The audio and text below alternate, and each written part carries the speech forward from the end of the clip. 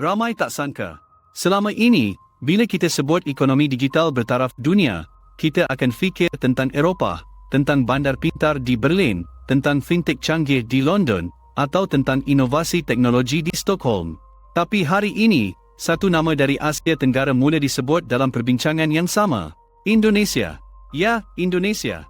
Persoalannya, bagaimana negara yang suatu ketika dahulu sering dilabel sebagai pasaran membangun, kini dikatakan mampu bersaing dengan Eropah dalam ekonomi digital?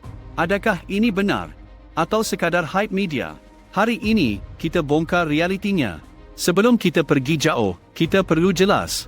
Bersaing dengan Eropah bukan bermaksud Indonesia sudah mengatasi semua negara Eropah dalam segala aspek.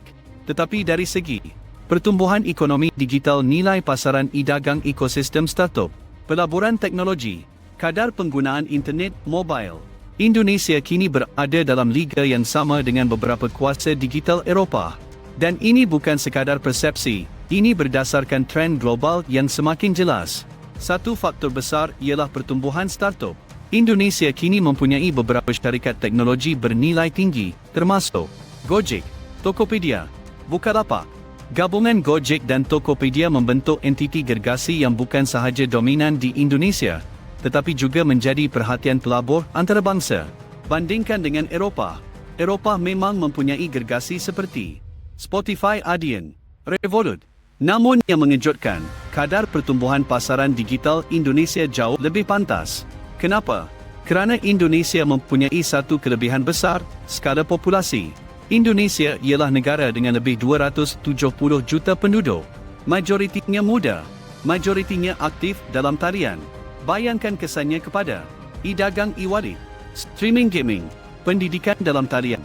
Setiap inovasi digital ada pasaran besar untuk berkembang dengan cepat. Di Eropah, pasaran lebih matang, tetapi pertumbuhan lebih perlahan. Di Indonesia, pasaran masih berkembang, dan skim yang menjadikannya ladang emas digital.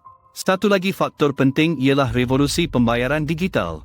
Nama seperti OVO, Dana, telah mengubah cara rakyat Indonesia berbelanja. Daripada pasar malam hingga ke pusat beli belah besar, transaksi digital menjadi norma.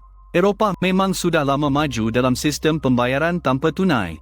Tetapi Indonesia mencatat lonjakan penggunaan digital wallet dalam tempoh yang sangat singkat. Skim yang menarik perhatian dunia. Ibu kota Indonesia, Jakarta, kini berubah pantas. Infrastruktur digital dipertingkatkan. Internet semakin laju dan meluas. Startup hub berkembang. Tambahan pula, projek Ibu Kota Baharu, Nusantara, dirancang dengan elemen bandar pintar dan teknologi hijau.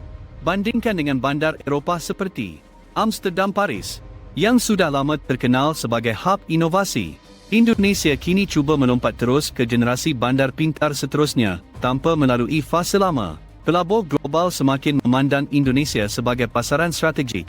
Kenapa? Kerana populasi besar, kelas menengah berkembang, penetrasi internet tinggi, potensi pertumbuhan jangka panjang Eropah stabil, Indonesia berkembang. Dan dalam dunia pelaburan, pertumbuhan adalah magnet. Sekarang kita perlu jujur. Adakah Indonesia sudah setaraf sepenuhnya dengan kuasa digital utama Eropah seperti Germany, United Kingdom, France? Dari segi teknologi mendalam, Deep Tech, I lanjutan, dan R&D University, Eropah masih mendahului. Namun dari segi skala pasaran digital, kadar pertumbuhan, dinamika pengguna muda, Indonesia kini benar-benar kompetitif. Ini bukan soal siapa lebih hebat, ini soal siapa lebih pantas berkembang. Kerana persepsi lama sukar diubah. Selama bertahun-tahun, naratif Asia Tenggara sering melihat Eropah sebagai lebih maju.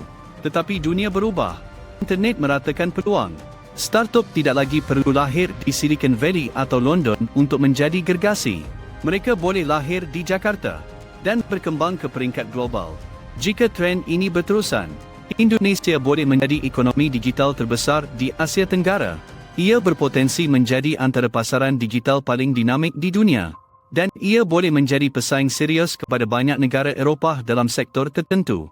Namun cabarannya tetap ada. Infrastruktur luar bandar, jurang digital, pendidikan teknologi, ketelusan regulasi. Soalnya, mampukah Indonesia mengekalkan momentum ini? Ramai tak sangka. Tetapi angka tidak menipu. Indonesia bukan lagi sekadar pasaran membangun. Ia sedang berubah menjadi kuasa digital serantau dan mungkin global. Eropah tetap kuat, tetapi Indonesia sedang mengejar dengan kelajuan luar biasa.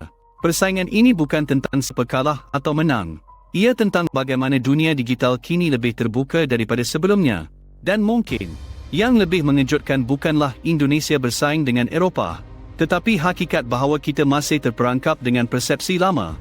Kalau anda rasa topik ini membuka mata, tekan like, kongsi pandangan anda di ruangan komen, dan beritahu saya, adakah Indonesia benar-benar mampu menyaingi Eropah dalam dekat akan datang? Atau ini hanya gelombang sementara?